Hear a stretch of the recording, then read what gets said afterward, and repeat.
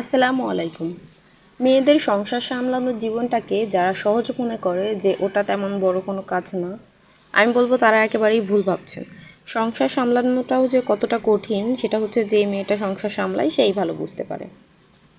তো বিশেষ করে যেই সব মেয়েরা সংসার করে, সাথে পড়াশোনা করে, বাচ্চা সামলায়, তাদেরকে আমি কি বলবো, মানে তারা আমার কাছে কেন জানি মনে হয় ভাই তারা অনেক ধৈর্যের অধিকারী। কারণ নিজেই ধৈর্যের পরীক্ষা দিতে দিতে বুঝতে পারছি যে কতটা ধৈর্য ধরা লাগে। আমি যেরকম একটা অধৈর্যশীল মেয়ে ছিলাম, মানে কোনো ধৈর্যই ছিল না, সেই এখন কত কিছু করে সংসার করতে হয়। তো যাই হোক, আমার পরীক্ষার দিন ছিল, তাই আমি সকাল সকাল উঠে সকালের নাস্তাটা তৈরি করে নিচ্ছি। সবাই এখনও ঘুমিয়েই আছে, তো আমি অনেক সকাল সকালে উঠে প্রথমে সুজির ফিরনি তৈরি করে নিয়েছি, বা সুজির হালুয়াও বলা যায়। তারপর চা বানিয়ে নিলাম, এবার হচ্ছে রুটি তৈরি করছি। সকালের নাস্তায় হচ্ছে আমাদের রুটি খাওয়া হয় একেবারে, যত বছর আমি এসেছি বছরের পর বছর প্রতিদিন রুটি রুটি ছাড়া আলাদা কিছুই হয় না। তো আমি তাড়াতাড়ি করে রুটিগুলো বানিয়ে নিচ্ছি। এদিকে পরীক্ষা আছে, যেহেতু আমাদের বাড়ি থেকে কলেজ অনেক দূরে, তাই তাড়াতাড়ি বের হতে হবে। তারপর আবার সব কিছু রেডি করেই বের হতে হবে। তো আমি তৈরি তো করছি, বাট কথা হচ্ছে যে পরীক্ষার সময় যখন বাড়ি ছিলাম তখন তো সকালে উঠে পড়তাম, ঘুম থেকেই উঠতাম না, টেনে টেনে সবার উঠানো লাগতো, মা উঠে পড়তে বসতে বলতো। তো লাইফটা এমনই, মেয়েদের লাইফ যে সহজ মনে হয়, যারা সব কিছু সামলাতে যায় ভাই তারাই জানে যে কতটা কষ্ট হয়। মানে সব কিছু ম্যানেজ করা যে কতটা কষ্ট আর কী পরিমাণে মানসিক চাপ পড়ে, সেটা হচ্ছে যে ব্যক্তি সামলায় সে ছাড়া অন্য কেউ হয়তো বুঝতেই পারবে না। তো আমার রুটিগুলা কথা বলতে বলতে হয়ে গিয়েছে। তারপরে হচ্ছে আমি যে ভাজি করে নিয়েছি, এটা হচ্ছে ডিম দিয়ে একটা ভাজি করেছি, সবজি দিয়ে ডিম দিয়ে। এটাকে তুলে রাখছি। এই যে রুটিগুলাও রেডি, এতগুলো রুটি বানিয়েছি, যেহেতু মানুষ কম আর বেশি বানানোর প্রয়োজন হয়নি, এগুলা বানালাম। আর একটা পরোটা বানানো লাগে আমার পিচ্চির জন্য, ও হচ্ছে রুটি খেতে চায় না, সকালবেলা পরোটা খেতে চায়, তো একটা ওর জন্য স্পেশাল পরোটা। তারপরে সকালের নাস্তা তো রেডি করেই ফেলেছি, এখনও কেউ ওঠেনি যেহেতু, তাই আমি নাস্তাটা রেখে এবার দুপুরের জন্য খাবার তৈরি করে যাচ্ছি।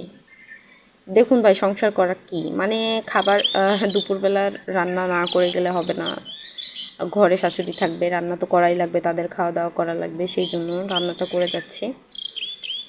তো দুপুরের জন্য এই যে মাছ নিয়েছিলাম বের করে ফ্রিজ থেকে, ওইগুলো কেটে নিয়েছি। তারপরে সবজিও রেডি করে রেখেছি, কাটিকুটি সব রেডি করে তারপরে রান্নাটা করে নিচ্ছি। ঝটপট সহজ যেভাবে করা যায় তাই করার চেষ্টা করছি। দুই চুলাতে দুইটা রান্না উঠিয়ে দিয়েছি যাতে আমার সময়টা একটু হাতে থাকে, কারণ আমার এখনও এক্সামে ঢোকার আগে কিছুটা তো প্রিপারেশন নিতে হয়, সকালবেলা বইটা একটু দেখতে হবে, এই জন্য। তো দুই চুলায় দুটো উঠিয়ে দিয়ে রান্নাটা বেশ তাড়াতাড়ি করে নিয়েছি। এখনও পর্যন্ত যে মানে কেউ ঘুম থেকে ওঠেনি, কী আর করবো, ভাবছিলাম তাড়াতাড়ি শেষ করেই পড়তে হবে। তো আমি রুমে যেয়ে দেখছিলাম ওরা উঠছে কিনা। এই যে পিচ্চি আর পিচ্চির বাবা ঘুমিয়ে আছে এখনও। দুই সাইডে দুইটা ফ্যান চালিয়ে যে গরম পড়ছে, মানে এই পাশে একটা ফ্যান ওই পাশে একটা ফ্যান নিচে উপরে দিয়ে এরা ঘুমিয়ে আছে এখনও। এই ফাঁকে আমি যখন দেখলাম যে এরা ঘুমাচ্ছে, আমি বাকি কাজও সেরে আসছি। রান্নাঘর তো থালা বাসনের অভাব নেই, এক গাদা হয়ে গিয়েছে। এইগুলা দেখে মনে হয়, মানে যখন দেখি তখন যে এত খারাপ লাগে, মনে হয় যা করতে ইচ্ছা করে না, শরীর পুরা মানে গা ছেড়ে দেয় যে করব না। তারপরও করতে করতে করা হয়ে যায়। এই যে থালা বাসনগুলো ধোয়া হয়ে গেছে, এইগুলো আমি এখন জায়গা মতো রেখে দিয়ে আসছি।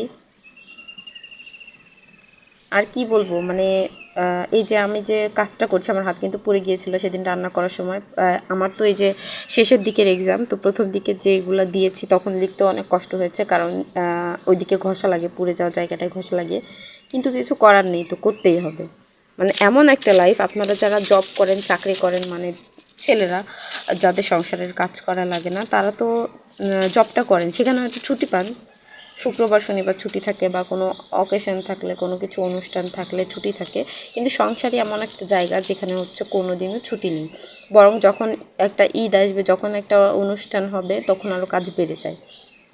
তো আমি সব কিছু কমপ্লিট করে রান্নাঘরটা পরিষ্কার করে এবার ফাইনালি পড়ার একটু সময় পেয়েছি, আর ওরাও ঘুম থেকে উঠেছে, ওরা হাত মুখ ধুচ্ছে, আমি এবার পড়তে যাচ্ছি। তো ক্যামেরাকে টাটা দিয়ে পড়তে তো বসলাম। কিছুক্ষণ পড়ার পরে আমাদের বেরিয়ে পড়ার সময় হয়ে গেছে, যেহেতু কলেজটা অনেকটাই দূরে আছে, তো একটু তাড়াতাড়ি বের হতে হবে। আর কি করব, বাচ্চা নেই, যেতে হয়, কারণ ওকে ছোট থেকেই পরীক্ষার সময় নিয়ে যেতাম, এখন মোটামুটি বড় হয়েছে, বাড়ি রেখে যাওয়া যায়, কিন্তু ওর বাবা যেদিন বাড়ি থাকে সেদিন উনি বলে যে উনি আমার জন্য বাইরে ওয়েট করবে, তো ওকেও নিয়ে যেতে চাই। মাম্মি তুমি কোথায় যাচ্ছ? এখন ওর বাবা ওকে রেডি করে দিচ্ছে। মাম্মি রেডি তো তুমি হয়ে কই গেলাম। যাচ্ছ? পার্কে যাচ্ছ? আর আমি কোথায় যাই? কলেজে যাচ্ছি কেন? সে দেখছেন পিচ্ছি আমাকে বলতেছে ও আমাকে আচ্ছা। পরীক্ষা দিতে নিয়ে যাবে। যাই হোক, ওরও একটা হ্যাবিট হয়ে গেছে, আজকে প্রতি আমার বছরই পরীক্ষা আছে পরীক্ষার যে, সময় ও দেখো। আমার সঙ্গে যায়। এবার আমরা বেরিয়ে পড়েছি ভিডিও পরীক্ষা দেওয়ার করতেছি। জন্য, মানে আমি বেরিয়ে পড়েছি, ওরা আমার সঙ্গে আছে। এই যে রাস্তায় কিছুটা ভিডিও করে নিয়েছিলাম, আজকের দিন ফোন নিয়ে গিয়েছিলাম, কারণ বাইরে যেহেতু ওরা থাকবে ওদের কাছে ফোন দিয়ে ভিতরে ঢুকতে পারবো। তো জীবনটা হচ্ছে এমনিতেই কঠিন, সংগ্রাম করার মতন। লাইফের প্রতিটা স্টেপেই প্রত্যেকটা মানুষেরই কোনো না কোনোভাবে স্ট্রাগল করাই লাগে, সেটা পড়াশোনার জন্য হোক, সংসার করার জন্য হোক, বাচ্চা সামলানোর জন্য হোক, বা সবগুলো একসঙ্গে করার জন্য হোক না কেন। লাইফ তো সবসময় মানে ওইভাবে স্মুথলি চলে না। তো সবাই দোয়া করবেন, ভালো থাকবেন, আর ব্লগটি ভালো লাগলে অবশ্যই চ্যানেলটি সাবস্ক্রাইব করে পাশে থাকবেন। আল্লাহ হাফেজ।